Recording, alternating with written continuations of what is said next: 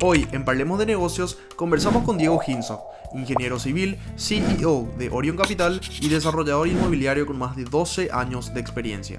Lideró proyectos residenciales y de renta en Paraguay, trabajó en uno de los holdings más grandes del país y hoy dirige su propia empresa.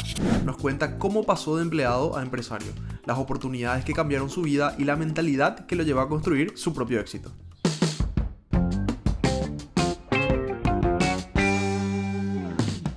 Muy buenas, comunidad emprendedora. Bienvenidos a un episodio más con un nuevo invitado. El día de hoy estoy con mi socio Jorge. Jorge, ¿cómo andamos? Buenas, ¿cómo están? Espero que estén con muchas ganas de aprender. Hoy nuestro invitado es un ingeniero civil, emprendedor, especialista en todo lo que es desarrollo inmobiliario, con más de 10 años de experiencia. Estamos muy contentos que esté acá. Diego, bienvenido a nuestro podcast. Gracias, Jorge. Un placer. Muchas gracias. Será Diego que pueda hacer una introducción para que la gente que no te conoce sepa un poco de vos antes de entrar a la charla. Sí, claro. Bueno, soy ingeniero civil, tengo 40 años, estoy hace 12 años en el rubro.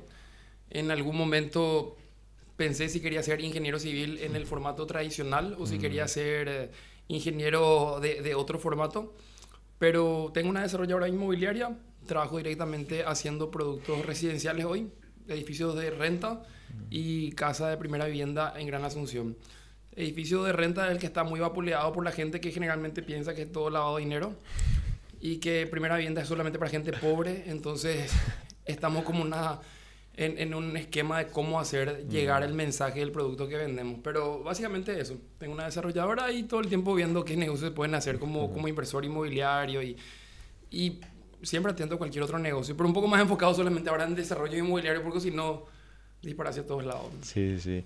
Diego, yo te vengo haciendo hace unos cuantos meses y algo que me llamó mucho la atención es que justamente vos estás hablando de que tenés una desarrolladora, está en el rubro hace más de 12 años, pero no te limitas a hablar solo de eso, o sea, hablas mucho de emprendimiento, un poco tu perspectiva sobre la vida y demás. Quería conocer un poco la historia de ese emprendedor, cómo fue ese trayecto. Hablaste de que no sabías qué camino tomar como ingeniero y cómo fue ese proceso, cómo te decidiste que te gustaba ingeniería y este rubro, cómo fue ese camino. Cuando escucho la historia de muchos emprendedores, gente que hace negocios, empresarios, me doy cuenta que cada uno tiene su propio camino, pero algo sí tenemos todos en común, que es esa inquietud de hacer cosas. Es como que ves negocios o ves oportunidades en todos lados. Y eso es hasta un poco incómodo para la gente que te acompaña, tu esposa, tu pareja, tu hijo. Como que, no sé, yo voy manejando y veo, mira un poco ese edificio, mira un poco esa oportunidad, mira un poco ese tipo está vendiendo una tela y si yo vendo una tela y traigo de China, todo el tiempo mirando oportunidades y mirando negocios. Y es algo que para mí casi no es un esfuerzo, es como detectar oportunidades y ver. Obviamente también es a lo mejor una falta de enfoque o atención que me vuelve un poco más disperso. Pero tengo esta chispa de hacer negocios hace rato, ya desde chiquitito. Compraba remeras en Argentina, vendía, traía acá, compraba relojes, revendía por acá, lavaba autos. Toda esa mecánica de cómo hacer negocios. Y bueno, esa mentalidad de emprendedor arrancó ya desde esa época. Nosotros arrancamos con mi hermano a los 11 años siendo bolseros en el súper. Y celebro mucho esa oportunidad que me dio mi papá de decir, dale, anda a trabajar. Barría el estacionamiento del súper y ponía las bolsas. Recuerdo que una vez se me cayó, qué sé yo, se me cayó la Coca-Cola, se me cayó la soda. Hice un despelote en el súper. Pero también me enseñó a hacerme responsable de mis errores. Obviamente que yo con 11 años no podía pagar la coca, pero tuve que limpiar, pedirle disculpas a la señora, pero sí tener responsabilidad encima. El tema de ser emprendedor es un autodescubrimiento. Siempre digo que es un autodescubrimiento porque tienes que saber cómo entrar. Porque ser autoempleado, porque empezamos siendo autoempleados y después empezás a ser empresario y después inversor, como el cuadrante de Kiyosaki. Claro. Es jugar con tu flujo de caja. ¿Cómo haces para llegar a fin de mes? Y por momentos estamos demasiado acostumbrados al sistema tradicional del empleado del 9 to 5. De 9 a 5, de 8 a 6. Yo durante demasiado tiempo sentí que cuando yo no estaba en un trabajo corporativo, yo no estaba trabajando oficialmente. Y en toda mi infancia, lastimosamente, yo crecí con esta creencia si yo no estoy siendo productivo o si yo no estoy trabajando, yo no soy útil a la sociedad. Eso era si era estudio o si era trabajo. Entonces crecí con esa casi sensación de culpabilidad de no estar produciendo, ya sea trabajo o estudio. Entonces todo el tiempo estaba estudiando o todo el tiempo estaba viendo qué negocio podía hacer, y mis padres me felicitaban cuando era así, pero también me llevó a otra cárcel interna, que es en qué momento te relajas, en qué momento cortás. Me encontré trabajando madrugadas y después decía, ¿en qué momento corto? ¿En qué momento para esto? Pero bueno, o sea, ese es mi encuentro con el mundo emprendedor, y arrancó, bueno, chiquitito. Y cuando empezaste el camino de ingeniería en sí, ¿cómo fue ese proceso de, como dijiste, de ser un ingeniero tradicional o llevarlo a lo que es lo que estás haciendo ahora? Bueno, mi papá es ingeniero civil y siempre tuve la ingeniería como referencia, pero no fue a partir de él que yo decidí ser ingeniero, sino que nosotros salimos con mi hermano como los empresarios modelos de la empresa que tuvimos en el colegio con Junior Achievement, y podíamos elegir entre 3 profesiones, que era, en ese momento yo quería ser arquitecto porque me gustaba mucho dibujar, entonces, y me gustaba también economía. Yo dije, bueno, por descarte quiero seguir también ingeniería, o por lo menos voy a poner como la segunda opción, si no es arquitectura. No hubo ningún arquitecto que se prenda para socio por un día. Sí hubo un ingeniero, y en tercer lugar había un economista. Entonces me fui en esa jornada con un ingeniero, vi lo que hacía un ingeniero, eran los dueños de una constructora muy grande, y bueno, le empecé a consultar cosas que nunca le había preguntado a mi papá y que no sabía realmente de la ingeniería, y me gustó. Y siempre me pregunto, digo, ¿qué es lo que tanto me gustó? Porque ingeniería es súper difícil. La verdad que el sistema educativo tradicional de los colegios normales promedios, si no estás en el super colegio como en el ASA, en el GET, en el Inter, nuestra preparación es bastante normal.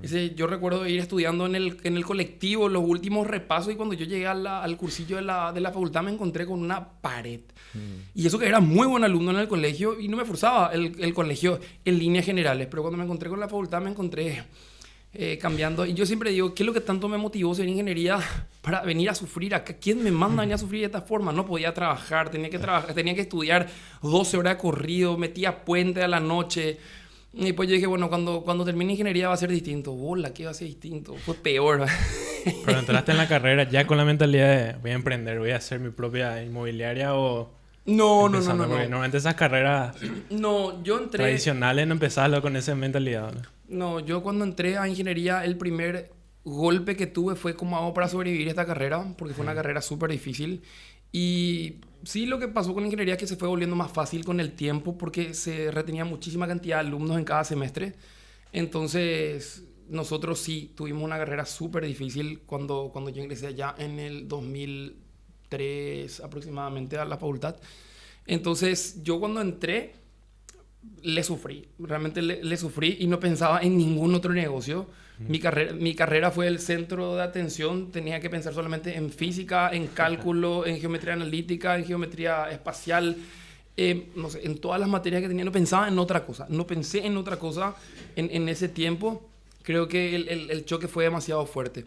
Sí, cuando yo estuve en cuarto, quinto semestre, porque tuvimos 5 semestres de matemática dura. Cuando estuve en quinto semestre fue la primera vez que yo sentí que eso no era para mí directamente. Tuvimos tecnología de los materiales y teníamos que hacer mezcla, polvo, arena, piedra, y yo dije, no, vaya, ni cagando, no, esto no es para mí. Y tenía un compañero porque en esa época nosotros estudiamos con ingenieros electrónicos, electromecánicos, y obviamente que nosotros nos juntábamos todos para estudiar las materias comunes, y después desde el sexto semestre nos empezábamos a dividir. Y los dos tuvimos tecnología de los materiales, porque él también iba a ser civil. Y yo también soy civil. O sea, yo sabía que iba a ser civil, él también iba a ser civil, y los dos nos encontramos acá con tecnología de los materiales y estábamos mirando hacia el polvo y decíamos, no, esto no es nuestro. Hija. Mirábamos el polvo, mirábamos la piedra, no, ni en pedo. Cuando yo estudié arquitectura, casi hasta la mitad de la carrera, y esa fue la misma materia que me... No, yo ahí me fui a marketing nomás. No, TMC. Yo escuché, vi todo eso y dije, cagando. Y ahí como que me replanteé un montón de cosas. Dije, ¿qué es lo que yo quiero realmente de ingeniería? ¿Qué es lo que me gustó de ingeniería? Y ahí volví, inclusive yo seguí bachillerato, tenía una administración de empresas. Y dentro de eso dije, ¿para qué me va a servir eso? ¿Para qué me va a servir ese bachillerato en administración de negocios? Pero cuando estuve en el quinto semestre me empecé a replantear todo. Y bueno, a los 24 más o menos me encontré con esta nueva rama de la ingeniería, que era la de desarrollador inmobiliario. No es una rama de la ingeniería, sino que es una rama de negocios. Entonces me empecé a comer todos los libros de Bienes Raíces Ediciones, que era una línea argentina. Y bueno, justamente había un libro de Damián Tabacman que se llamaba De arquitecto a desarrollista, la clave de los negocios exitosos inmobiliarios, cómo apalancar negocios inmobiliarios, cómo bajar el riesgo. Y me empecé a leer 4, 5, 6 libros y dije, bueno, me gusta eso. Y bueno, a partir de ahí tomé la decisión de seguir ingeniería porque me gusta mucho la construcción, pero sí me determiné en no ser residente de obra y no estar en la obra. Dije, me voy a ir a la obra, le voy a ver al fiscal, le voy a preguntar qué tal está la obra y voy a volver a armar el negocio, pero no desde la obra, el polvo y la suciedad. Vamos a decir que soy un ingeniero medio princesa, pero desde ese lado feliz. O sea, cada uno tiene que saber hacia dónde va y no frustrarse en el proceso intentando ser quien no sos. ¿Y cómo fue cuando recién saliste de la facu? Porque viste de famoso, tenés que pasar por ser pasante, tipo, tenés que empezar de cero si es que querés progresar. ¿Cómo que hiciste para llegar hasta donde estás desde que saliste de la facu? De vuelta, esto es algo que también le digo mucho a la gente que me pregunta, es cómo arrancar. Claro. Claramente en desarrollo inmobiliario, vos no tenés una materia, no tenés una carrera que te enseñe a ser desarrollador inmobiliario. Yo salí como ingeniero civil y al salir como ingeniero civil tenía formación en electrónica, tenía en cálculo de hormigón, tecnología de los materiales, suelos, agua, formas de construir. No sabía nada exactamente de cómo hacer desarrollos inmobiliarios. Entonces, creo que lo importante a la hora de entrar a lo que vos querés es tener esa capacidad de aprender, pero por sobre todo empezar desde donde estás. No estresarte y decir voy a ser como fulano o voy a ser como mengano. Tenés una tierra, tenés capital, tenés cierto conocimiento y bueno, en ingeniería siempre aprendimos a ser autodidactas. Esa es la verdad. Entonces queríamos aprender algo y desde ese lado aprendíamos lo que necesitábamos.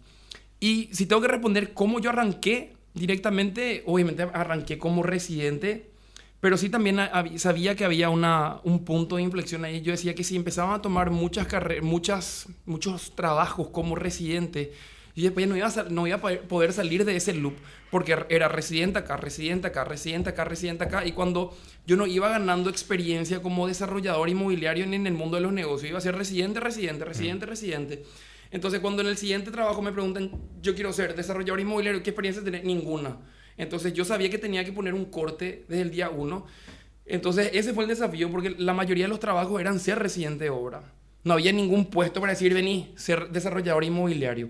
Y empezar como desarrollador inmobiliario es muy difícil porque tenés que tener el capital para construir una casita, un chalet, un terrenito, un lote. ¿Cómo haces? O sea, un lote hoy te cuesta 150 millones, 160 millones. ¿Quién tiene 150 millones? Tenés que tratar de conseguir a partir de un inversor y el inversor te va a preguntar, ¿qué hiciste?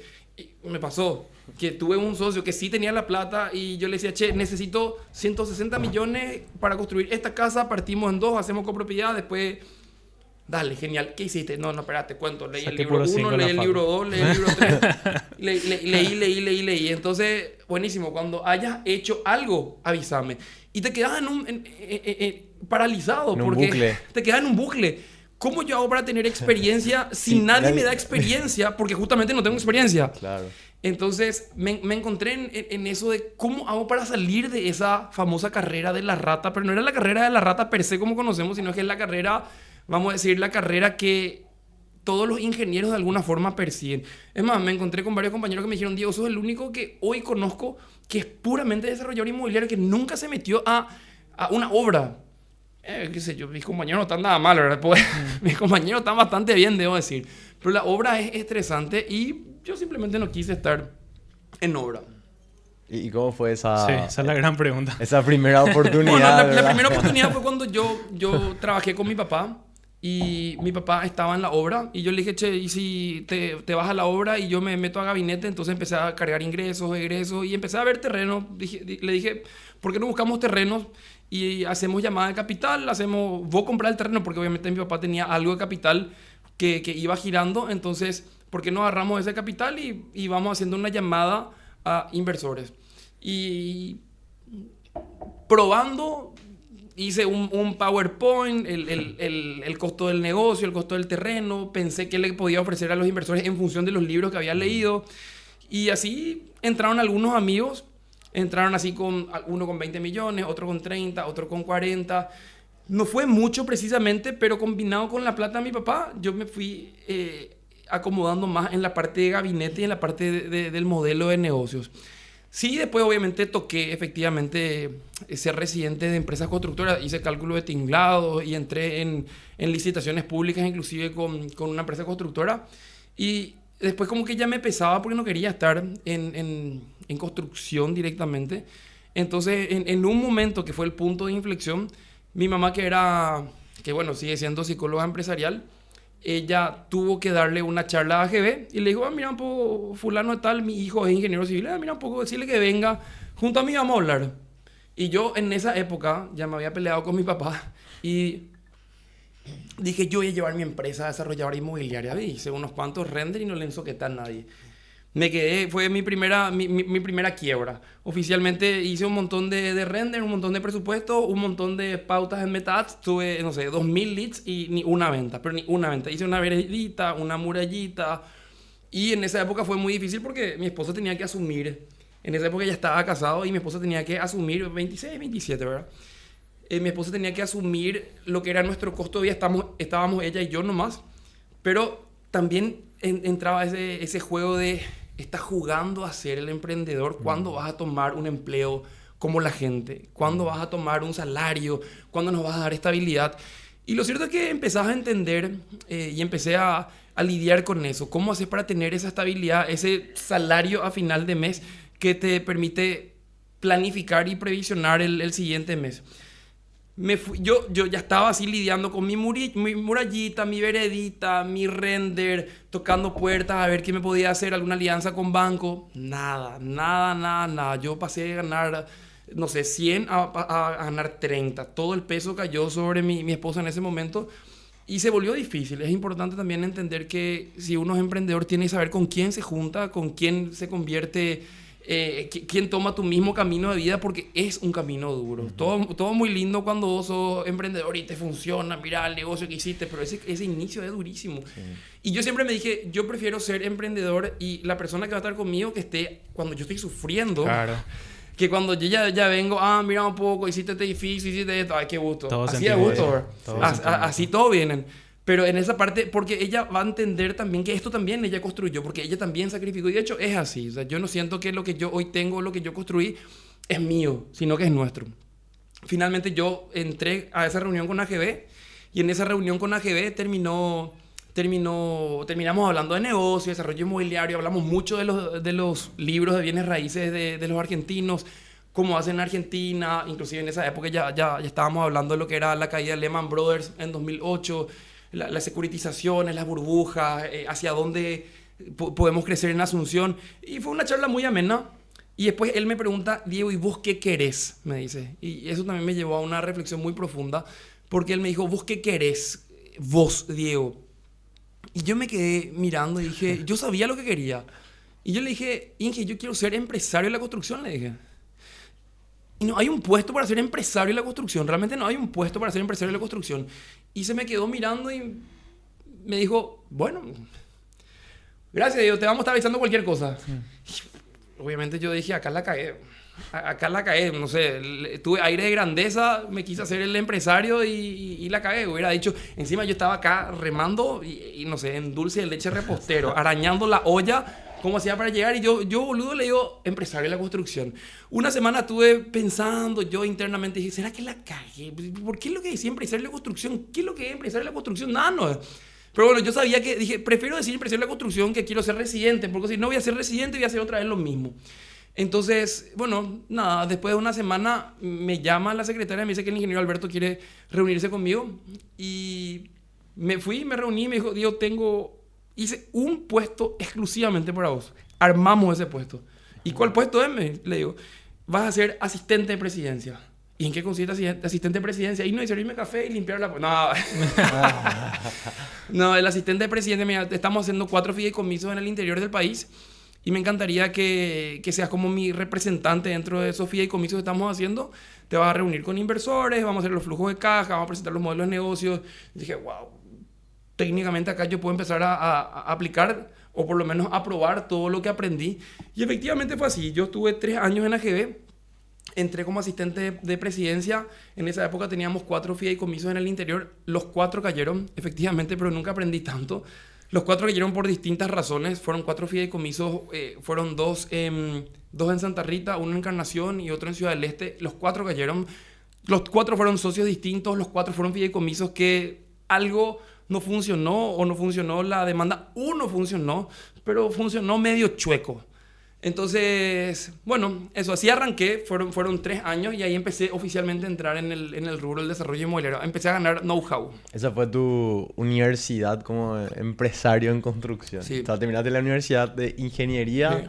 probaste, o sea, siendo residente, quería algo más, entonces ahí empezaste la verdad, o sea, te salió la oportunidad.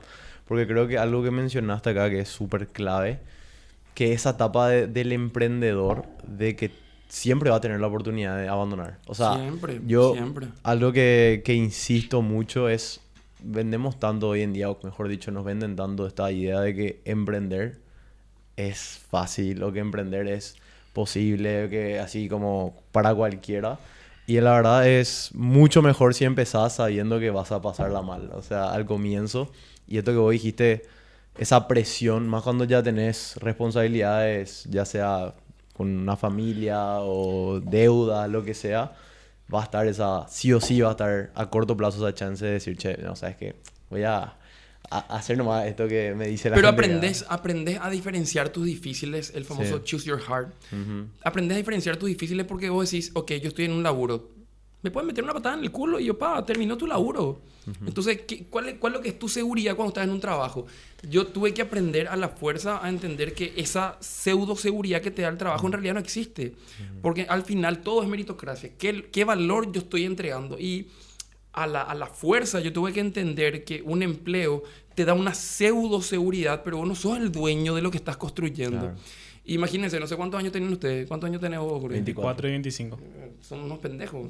O sea, hoy se puede emprender muchísimo más temprano. Sí. Hoy la información está muchísimo más accesible de lo que nunca antes fue. Sí. Hoy no hace falta ni siquiera un título para emprender. A ver, obvio que va a seguir necesitando una persona el título de ingeniero para firmar planos o doctor para ejercer en un hospital. Van a haber carreras tradicionales, pero van a estar totalmente embebidas con la tecnología y si uno usa la tecnología en el proceso, Claro. te vas a quedar rezagado. Pero el mundo del emprendedor, del empresario, no es que termina cuando, ok, listo, yo cuando empecé fue duro. Es todo el tiempo duro. Sí, toda la vida. Todo el tiempo duro. Sí. O sea, desde el momento en que vos te crees intocable, ahí la acabaste. Ahí te volvés totalmente vulnerable.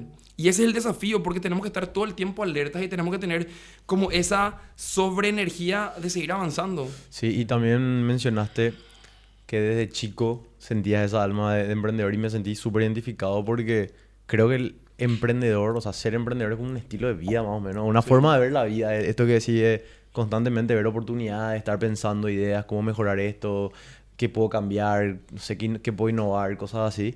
Y ahora con la tecnología, como mencionaste, creo que eso se potencia. Y engancho ahí una pregunta porque sé que también en tu rubro está siendo muy afectado por la evolución ahora con la inteligencia artificial, con la tecnología.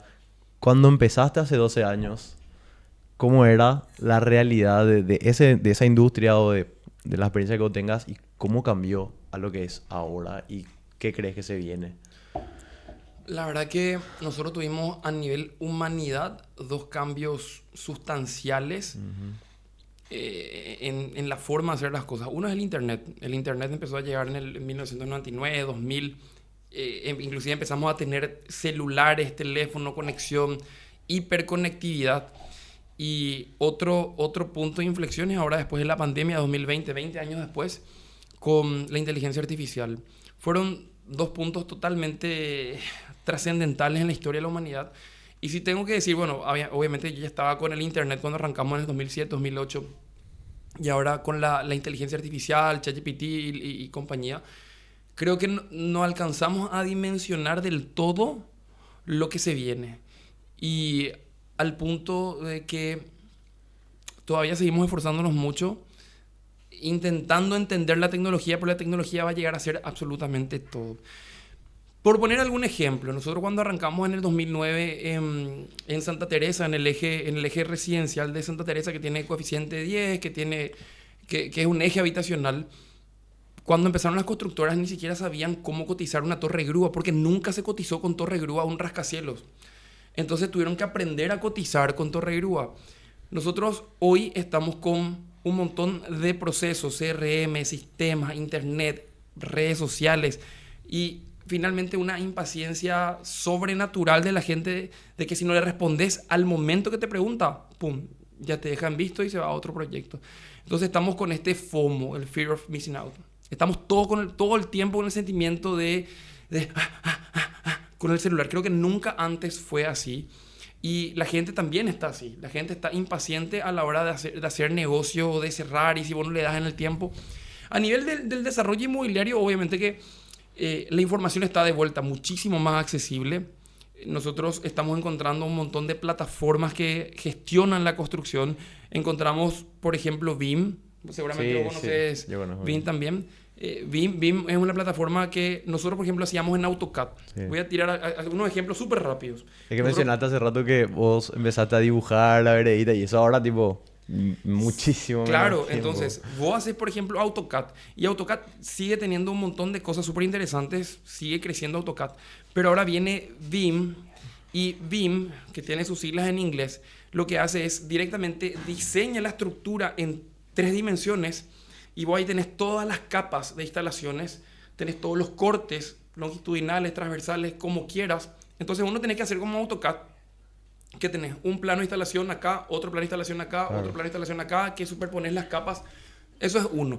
El tiempo que nos ganamos con eso es una locura. Ahora, hay otras aplicaciones que directamente vos decís, quiero un edificio en 500 metros cuadrados, con 55 metros cuadrados de unidad, con ventana hacia el... ¡Boom! Te diseñan. No me gusta, enter, pum, te diseña, enter, pum, eso ya existe hoy, ya existe. Vos podés tener layouts rapidísimo de eso. Mientras que en la época de mi papá se dibujaba con Rapidograph, con tinta. Los planos terminaban en un mes. Ahora se puede terminar en medio día. O sea, de vuelta. Y esa persona dice, no, pero mira lo mucho que estoy trabajando. No importa lo mucho que trabajes, claro. Es en cuánto tiempo haces. Ese tipo que termina en un día puede cobrarte 10 veces más barato y todavía hacer mucho más rápido y mucho mejor. Entonces, creo que no dimensionamos. Va a haber una reducción de costos astronómica. Inclusive Elon Musk dijo que todo tiende a ser gratis. Y de vuelta ahí se habla de la renta universal, de que para qué trabajamos y todo tiende a ser gratis. ¿Cómo se premia la meritocracia? Tiende a eso. Qué locura. No, una locura. La inteligencia artificial es imposible de mencionar y en Paraguay está todavía acá estamos súper chiquitito. Sí. Y creo que a todos los emprendedores, principalmente emprendedores, estamos con ese FOMO, ¿verdad? Decir, che, no estoy usando lo suficiente inteligencia artificial porque realmente a mí me sorprende, como hablando con gente de mi edad, inclusive mayores, yo le digo, che, ¿qué está haciendo? O sea, está usando inteligencia artificial y ni ChatGPT usan. Sí. Y yo... Hermano, no te haces idea de lo mucho que estás dejando pasar sobre la mesa. Y bueno, hay mucha controversia en este tema, ¿verdad? Muchas contradicciones, pero sin duda que la inteligencia artificial no solamente vino para quedarse, sino que cada vez va a avanzar a pasos más grandes. Sin contar, por ejemplo, en China, ahora ya hay agentes, los bots, que graban y hacen creación de contenido 24/7.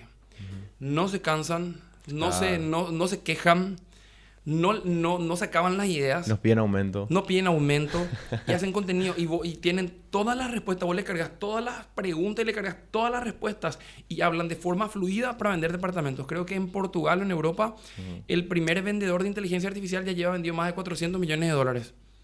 Porque te responde absolutamente todo. Y cuando te estás por ir, pum, te ataja de vuelta. Pum, te ataja, pum, te vende. Claro, infalible. Y también, bueno, mencionaste todo lo que es CRM, hablaste un poco de contenido, inteligencia artificial, es el campo que nos gusta. Así que, ¿cómo vos ves que evolucionó el marketing digital en lo que es el rubro de desarrollo inmobiliario, bienes raíces? Y bueno, vos tenés mucha experiencia haciendo eso. cómo vos lo venías haciendo, cuál es la sugerencia que le das a esos emprendedores o las personas que están empezando en ese camino. Mi hermana hizo muchos programas de televisión y de hecho que tuvo que hacer también la transición con el marketing digital. Y la gente que está o estuvo en la tele hoy siente con muchísimo más poder las redes sociales dentro de lo que son las campañas de publicidad. Hoy las redes mueven muchísimo más que lo que es la tele tradicional. Obviamente que a medida que vos te vas yendo hacia el interior, hay todavía tele, pero todos tienen celular. La penetración que tiene el celular con los paquetes de datos, con los paquetillos y todo eso es una locura. Entonces, desde ese lado, el marketing digital hizo una diferencia sustancial en la forma de relacionarnos con la tecnología. De hecho que justo hoy estaba escuchando un modelo de trabajo en marketing digital que se llama User Content Generator, que es una persona que es como una especie de freelancer, una especie de creador de contenido, pero casual. Es una persona que no tiene ni siquiera seguidores, pero es un ciudadano promedio. Y lo que hace es simplemente emite comentarios, como quien no quiere la cosa. Oh, mira qué rico mate decís. Pero emito nomás un comentario. Entonces yo le mando mi videito a Yerba Mate Campesino y Yerba Mate Campesino pone en sus redes: Diego no está hablando a la cámara, simplemente está haciendo un comentario random de qué rico mate. Entonces estamos entrando en eso de que la publicidad, el marketing digital está totalmente embebida en el día a día y ya ni siquiera te das cuenta. Entonces, lo que decía este locutor decía: pucha, nos están estafando. Entonces nosotros pensamos que es real una persona que está emitiendo un comentario. No, ya no sabes qué es real y no sabes qué es cierto. Entonces, para cerrar ese punto del marketing digital, probablemente el desafío va a ser justamente esto: humanizar las marcas y que las personas que tienen empresas tengan, o sea, las empresas que tengan voz, que tengan cara, que tengan rostro, que la gente pueda escucharte. Porque la gente ya duda si vos estás detrás o si hay una máquina o si hay quién es lo que está detrás. Entonces, ese es el desafío hoy. Sí, y un gran referente argentino, seguro le conoces, el Beltrán Briones, que tiene 25 años. Sí, habla bastante de eso que decís, de que vos sos el producto. O sea, cuando más te expones, más la gente te conoce y tiene un concepto de vos. Si vos le hablas de contabilidad y le aportas valor, después le hablas de, no sé, financiamiento, de emprendimiento, lo que vos quieras, te posicionás en el pensamiento de esa persona, entonces dicen: este tipo sabe. Después cuando le hablas de tu negocio, ¿qué va a pensar? A mí me pasó muchísimo y en muchísimos casos no es que hace negocios el que más sabe, sino el que más conocido es. Claro. Y me pasó muchas veces que muchísimos agentes inmobiliarios, por los cursos que hice o por los contenidos que creo: Diego, sabes que estoy hablando con un inversor y está queriendo hacer un negocio y me acordé de vos. No saben por qué se acordaron de vos, pero te dicen: che, ¿y por qué no nos reunimos para pensar esta idea? Entonces, vos no hiciste ninguna publicidad, simplemente hiciste contenido de valor orgánico que realmente aportó algo a las personas, inclusive a los agentes, tips reales, no tips de venta. Entonces, esa persona dice: che, o sea, Diego me está dando un contenido real que puedo utilizar en mi día a día. Y te acordás cuando viene un negocio o cuando viene un inversor, el tip que usaste y ese vino de Diego. Claro. Entonces, estamos empezando a entrar con el marketing digital en vender sin vender. Y a la gente no le gusta que se le venda. A la gente le gusta comprar. Yo quiero tener el control de que yo te estoy comprando, no es que vos me estás vendiendo. Claro. No hablaste cómo la tenés clara con el tema de la marca personal, cómo estás trabajando, cómo la gente trabaja contigo porque te conoce y a veces ni sabe ni por qué lo... ¿Hace cuánto es que estás trabajando en esto? Y te acordás el cambio que hubo antes y después, cuando empezaste a hacer énfasis, mostrarte vos afuera y dar valor. Bueno, mi hermana fue muchísimo tiempo influencer y ganó muchísima plata como influencer. Y bueno, ella es licenciada en marketing, tiene también una maestría en marketing. Y no sé, en un momento dado me empecé a dar cuenta que tenía que tener más presencia en las redes. Igual me cuesta porque es difícil transmitir todo lo que sabes de una forma sencilla. Einstein decía: una persona que puede enseñarle a su abuela es una persona que entiende lo que vive o entiende ese concepto. Si yo no puedo explicarle a una persona que no sabe nada del rubro, no tenés claro. No, espérate, voy a hablar con tecnicismo. No tenés clara la idea. Estás repitiendo nomás lo que escuchaste. Entonces yo recuerdo que con ella particular y también con mi esposa entramos así como Extreme Makeover, a nivel presencia. Y ella me dijo, Diego, limpia siempre tu camioneta. Tené pulcra tu camioneta. Hoy no estoy cumpliendo eso. Pero tené pulcra tu camioneta siempre. Y yo me iba siempre con la camisa de la empresa. Y me dijo, Diego, ¿y si te compras trajes y te vas de traje a la oficina? Pero nadie se va de traje a la oficina. Probá nomás. Anda de traje y cambia tu perfil porque la gente te trata como te ve. Yo no creí. Sinceramente, yo no creí. Pero lo que empezó a pasar es que yo me dije, bueno, voy a agarrar mi fondo que tengo de inversión y voy a gastar en trajes. Y me compré 3 o 4 trajes de Zara. Cambié mi pinta. Pero lo que pasó fue que no cambió mi pinta, cambió mi mente. Porque yo dije, mira un poco, che, mira qué pinta, estamos para cerrar negocios. Y lo primero que pasó fue que cuando yo llegué, obviamente, a la oficina, che, Diego, ¿qué onda, peo? ¿Por qué estabas vestido así? No, de onda nomás. A la pucha, mira la pinta. Entonces, al comienzo todo el mundo me empezaba a mirar raro, pero después ya me decían, che, voy a estar para cerrar negocios de millones de dólares.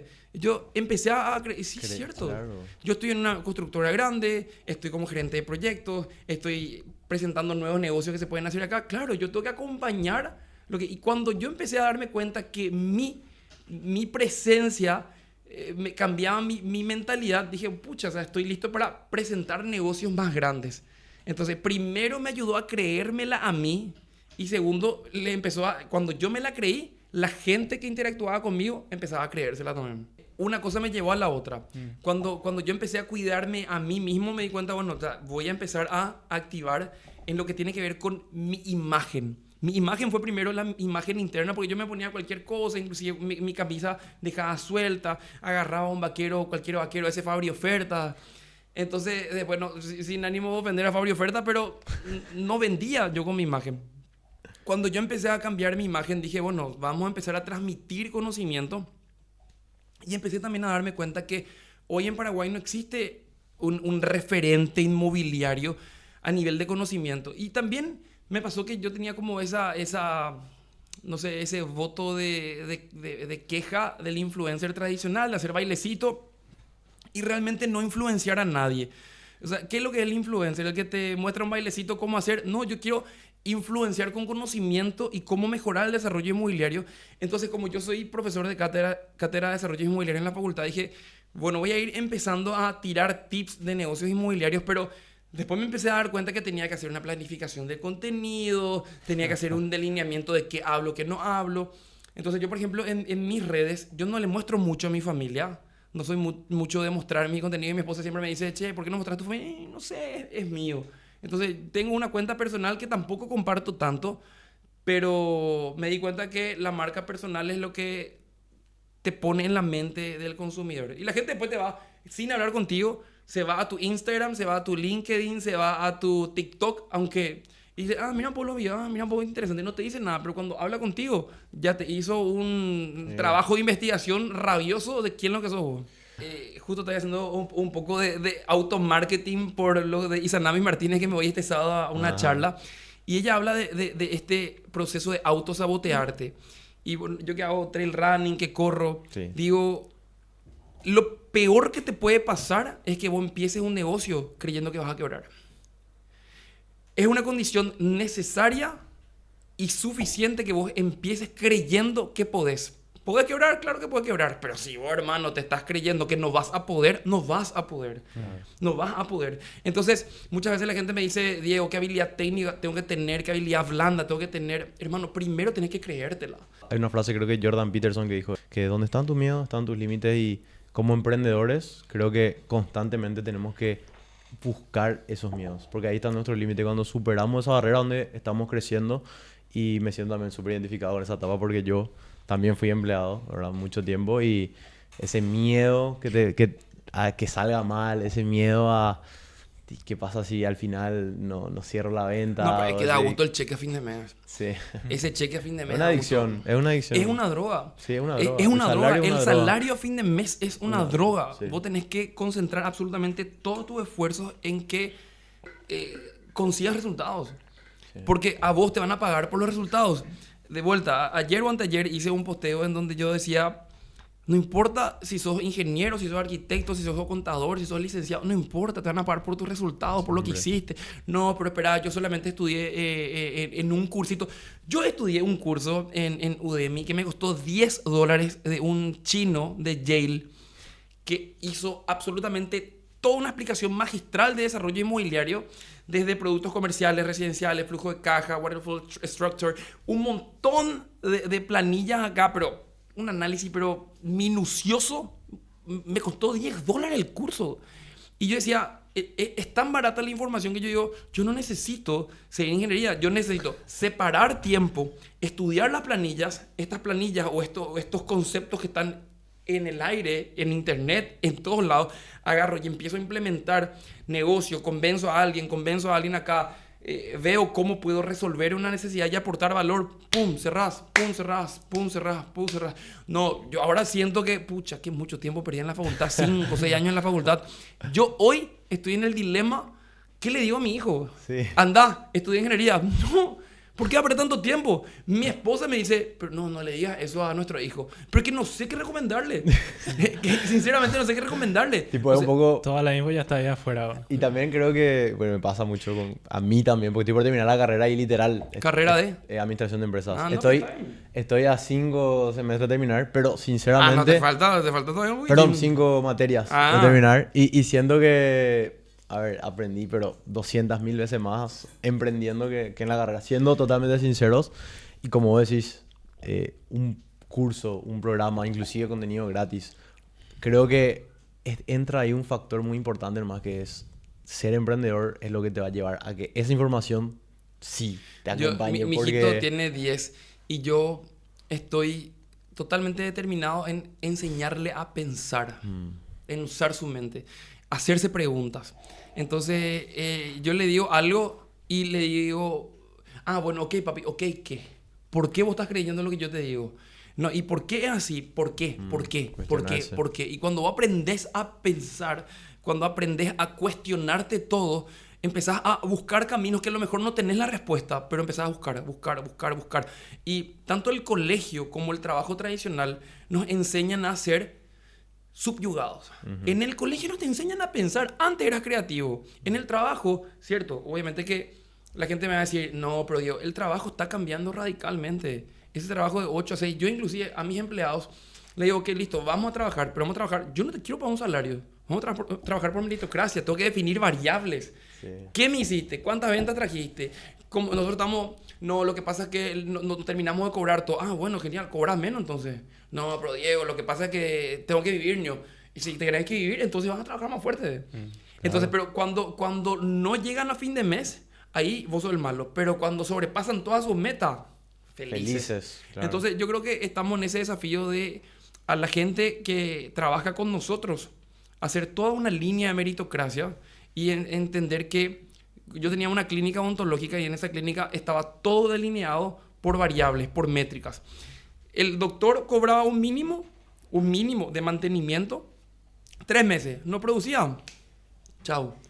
Pero habían como 20 métricas que era retención de pacientes, el ticket del paciente, la cantidad de cuotas, los procedimientos que le hiciste, la cantidad de aceptación de invitaciones a la hora de vender un procedimiento. Entonces vos mirás, si el doctor podía ganar 20 millones de guaraníes o quedarse con su sueldito de 3, 4 millones. No, eso es lo que estamos viviendo hoy en el mundo empresarial. Sí, dejo un último aprendizaje. Yo con 40 años, ustedes están prácticamente ya en otra generación. Acá también hablan detrás de cámaras. Y hay que hacer.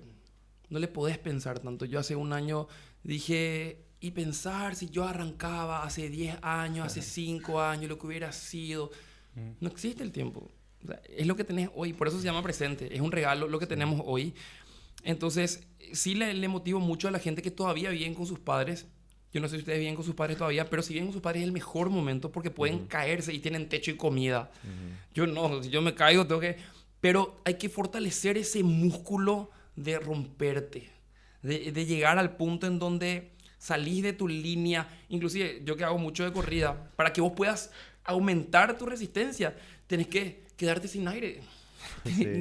Dale, yo voy a ir a trotar en Iguazú a un ritmo de 6 minutos por kilómetro. Hermano, nunca vas a mejorar tu ritmo. Te empiezas a agitar y... Ah, no, que ya paró. Empezás a caminar. Ay, para. No, agitate y quédate sin aire y seguí corriendo sin aire. Y cuando vas a darte cuenta que en la siguiente corrida vas a tener más resistencia. En la siguiente un poco más. Y en la siguiente un poco más. Así mismo pasa en la vida. Excelente. Diego, la verdad que por respeto al tiempo, a la No, hora... un placer, sabemos, un placer. La verdad que fluyó bastante. Creo que fue uno de los mejores episodios que grabamos hasta ahora. Muy contento por tenerte acá. No, un placer. Te sigo y te vamos a seguir siguiendo. Todas las personas que están viendo esto van a aprender bastante sobre emprendimiento, sobre desarrollo inmobiliario y muchas cosas más.